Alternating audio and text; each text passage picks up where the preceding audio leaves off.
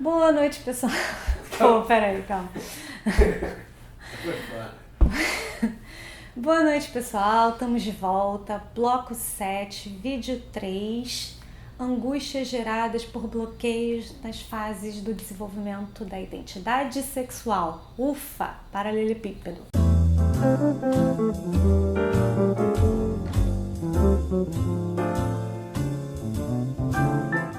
No episódio passado, a gente falou sobre as angústias geradas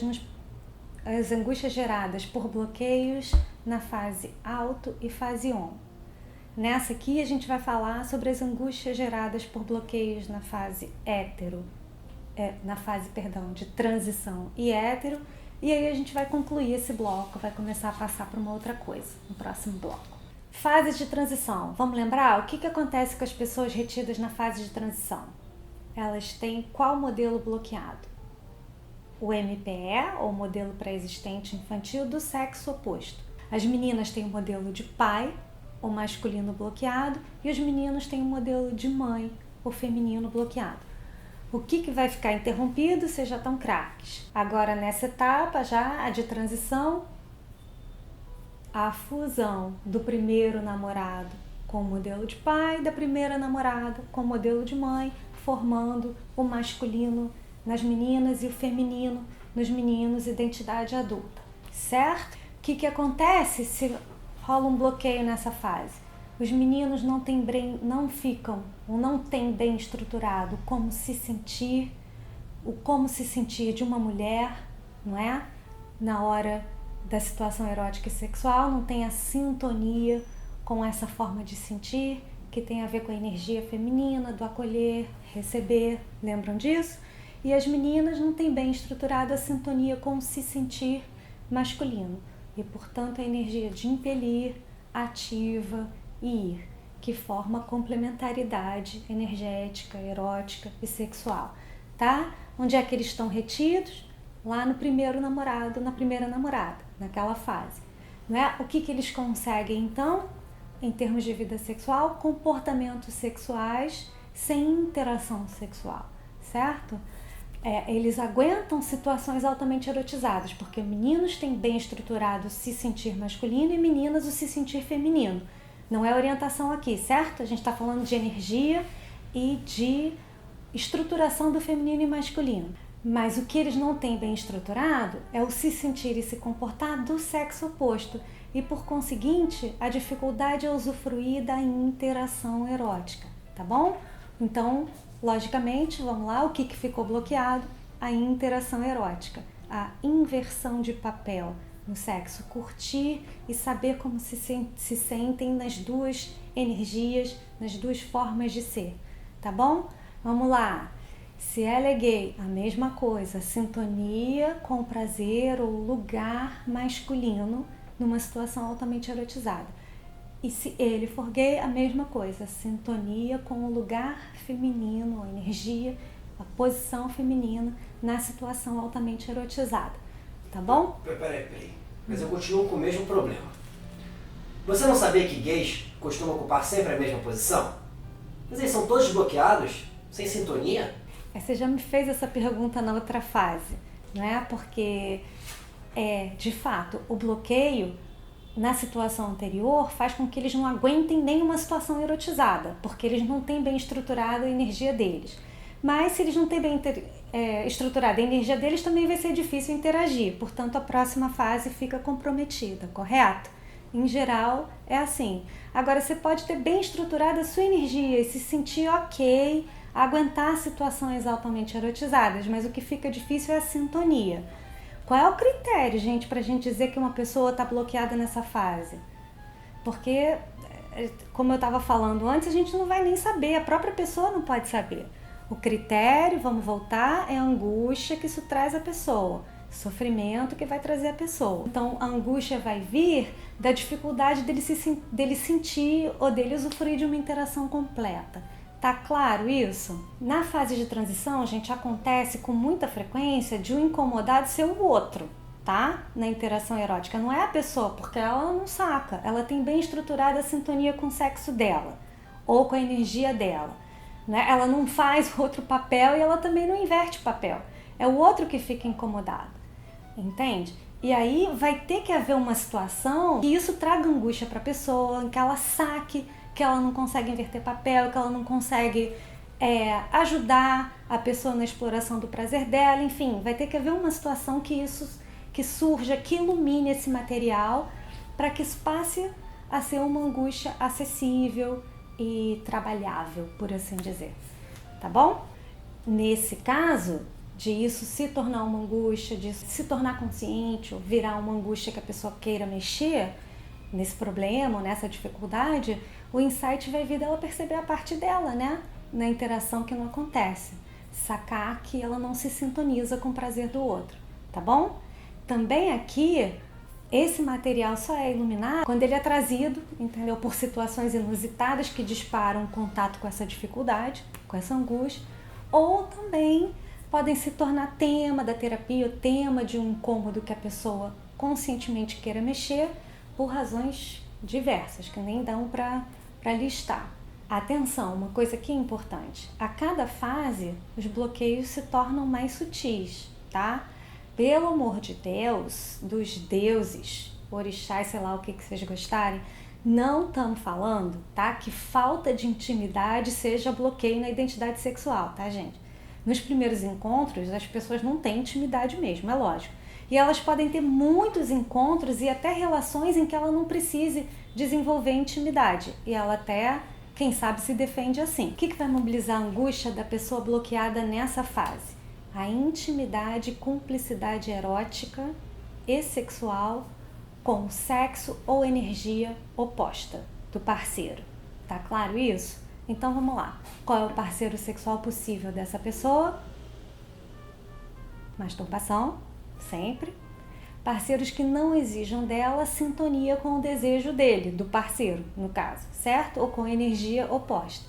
E qual é o parceiro sexual evitado? O que exige a sintonia erótica e sexual, certo? O que exige inversão de papel. Então, em casos de orientação heterossexual, o que fica evitado sistematicamente é a intimidade e cumplicidade erótica, tá? Com o parceiro do sexo oposto ou a complementaridade com a energia oposta. Vamos então para a próxima fase, heterossexual? Lembram? Se a pessoa veio tranquila até aqui em termos da estruturação da identidade sexual, tá? Ela tem todas as possibilidades interativas, tá? Tanto heterossexuais quanto heteroenergéticas. Ela, portanto, não tem retenções na estruturação da identidade sexual ou no desenvolvimento da identidade sexual. O que ela pode ter, então, são bloqueios relativos a modelos repressores. Lembram? Rígidos, a criancinha que fica meio rígida, não é? Repressões sexuais ligadas à rigidez moral, religiosa ou de costumes. Esse tipo de bloqueio costuma atrapalhar a exploração e o usufruir do prazer no próprio corpo, no corpo do prazer, no corpo do parceiro, e nas trocas eróticas e sexuais, tá? Aqui nessa fase é importante dizer, não tem dinâmica do parceiro possível e evitado, porque a estruturação da identidade sexual está completa, ok? Então vão ser outros tipos de bloqueio. Agora, Lettering, me ajuda, florezinhas, asterísticos e tal, isso é importante esclarecer, porque eu estava revendo os outros episódios e eu vi que eu não fui muito clara. Censuras morais podem ser super opressoras para as pessoas, não é? Desagradáveis, mas elas não produzem bloqueios no desenvolvimento da identidade sexual, tá? O que produz bloqueio? Censuras e rigidez e etc. que são internalizadas, entende? Porque o que é importante aqui? Isso se torna um traço da pessoa, tá? Então ela não consegue identificar como algo que vem de fora, ou como algo que vai trazer problemas e dificuldades, tá? Isso é importante porque essa é a dificuldade de desmontar esse tipo de bloqueio, tá? Esse tipo de característica associada à rigidez e etc. se torna um traço dela própria. Ela não identifica como uma censura que vem de fora, tá? É como se uma parte dela desqualificasse, sentisse vergonha da outra. Lembram? Isso que caracteriza um conflito neurótico. Duas partes, lados ou forças internas em oposição. E esse é o desafio do trabalho com as neuroses, tá? Então, qual o ponto fulcral dessa parte aqui que a gente falou, em todo esse bloco da identidade sexual, dessa parte do quebra-cabeça? Desenvolvimento da identidade sexual e os bloqueios no desenvolvimento da identidade sexual. Qual é o ponto fulcral aqui? As angústias geradas por bloqueios aí na estruturação da IS são sempre angústias neuróticas, certo? São partes suas que surgem de dentro de você e você não sabe de onde veio, certo? Então, parceiro possível é aquele com quem o indivíduo pode exteriorizar a sexualidade dele, independente dos bloqueios. E o parceiro evitado é o parceiro cujo contato gera angústia patológica, né? Coloca a pessoa em contato com a neurose dela, tá? Então, qual é o projeto terapêutico aqui? O esclarecimento dessa forma de funcionamento da pessoa, tá? Isso se chama, na psicanálise psicodinâmica, essa forma de funcionar da pessoa que ela não tinha ideia, para a gente conseguir chegar em o que ou quem ela evita. Lembram? O material evitado, o conteúdo que está lá escondido, para a gente chegar, enfim, no conflito com o modelo infantil de pai ou mãe.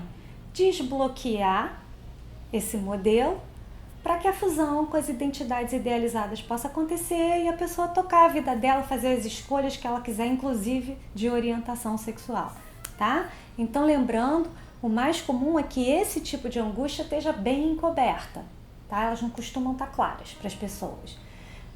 Justamente porque elas não paralisam, não costumam paralisar a vida das pessoas, o rumo da vida, o plano diretor e etc.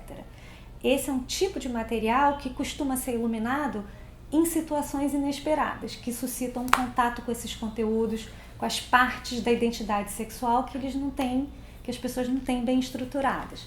Combinado? Ou quando o cliente está motivado a ter essa experiência, não é? A se colocar numa situação em que ele vai ter a experiência ou vai ter que mexer na parte que ele não tem bem estruturada. E aí, porque ele quer fazer isso, tem inúmeras razões, tá? O importante na resolução desse tipo de conflito é que a pessoa possa voltar a ter propriedade do corpo e do desejo dela, tá? Não se sentir mais refém de comportamentos que ela não sabe de onde surge, tá? Qual é o desfecho de um trabalho terapêutico aqui bem sucedido? Que a pessoa tenha clareza do que se passa com ela, tá? Para ela então decidir conscientemente se ela quer mexer nisso, né? Porque ela pode não querer mexer, mas pelo menos ela deixa de se sentir refém desses comportamentos que ela não sabe de onde vem, ou se ela quer mergulhar nessa dificuldade, dissolver esse bloqueio e aí com acompanhamento, né, na terapia, se expor às situações que causavam antes desconforto. Vamos lembrar do José? Lembram do José? Lá dos blocos passados, sei lá qual episódio? Então, o José, nessa última investida erótica, levou uma patada que deixou ele zonzo, né? Dessa vez ele realmente estava interessado, ele não conseguiu pousar lá do que é o solteirão que não se preocupa muito em ter longos relacionamentos. Ele ficou sem jeito, né? Ele começou então, por causa disso, a fazer várias associações com outras situações que para ele tinham sido meio aleatórias. E ele começou então a se questionar. Gente, se questionar é um momento muito importante na terapia, né? Agora, ele começou a pensar, será que ele tem alguma parte nisso que acontecia e parecia que era assim? Pareciam pontos fora da curva? E dessa vez ele está disposto a mergulhar e mexer nessas questões. Conclusão, a estratégia aqui não é mudar comportamento ou mudar orientação sexual, tá? É ajudar as pessoas a entenderem o que as angustia, não é? E o que está na base dessas situações de desconcerto, ficar sem jeito, constrangimento e pânico, ok? Ficou claro? Tá claro isso, gente? Então vamos voltar para a adolescência? Estavam com saudade? Eu também. Adolescentes têm bloqueios na identidade sexual? E o erotismo, o salto intelectual que vem lá com a energia sexual na puberdade? Será que isso tem alguma coisa a ver com os comportamentos e situações de risco na adolescência? Para o próximo bloco. Fiquem com a gente, se curtiram, se inscrevam, compartilhem e deixem o polegar.